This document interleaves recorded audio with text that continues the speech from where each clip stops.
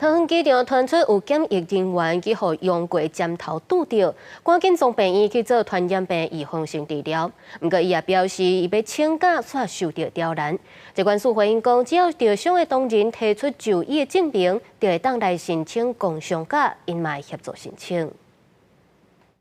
镜头去互已经用过的下针仔插着伤流血。可能会胃着病，疾管署桃园机场检疫人员向机关控诉讲，自一早起伫发烧体检站执行业务的时阵，有同事甲有感染性的下针仔乌白等伫粪扫地仔内底，害伊插着伤。去互医生看了后，医生叫伊爱食抗艾滋、抗梅毒等等性病的药啊，而且持续追踪，互伊感觉真惊吓。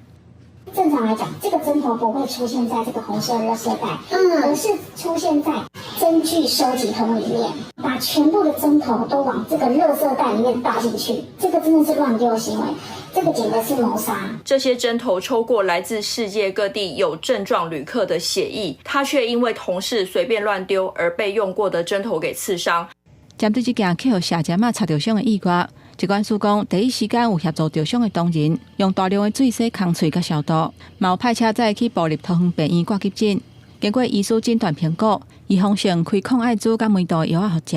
针对这点，这个着伤检疫的人员嘛控诉讲，伊食药了后感觉身体无爽快，甲主管请假说去用刁难。疾管署这边呢，会持续呢请医师还有相关的同仁呢做一些关怀，并做一些咨询。那也会协助这个同仁呢去申请工伤假。针对请工伤假去互单位刁难，疾管署回应讲，受伤的当日若提出去互医生看的证明，就会当申请工伤假，而且呼吁医师甲主管协助各一个说明预防性食药的目的，按大伊不安的情绪，该协助。后续嘛了解代志发生的原因，理清事件发生的过程，甲后续相关的处置。公司新闻，桃园报道。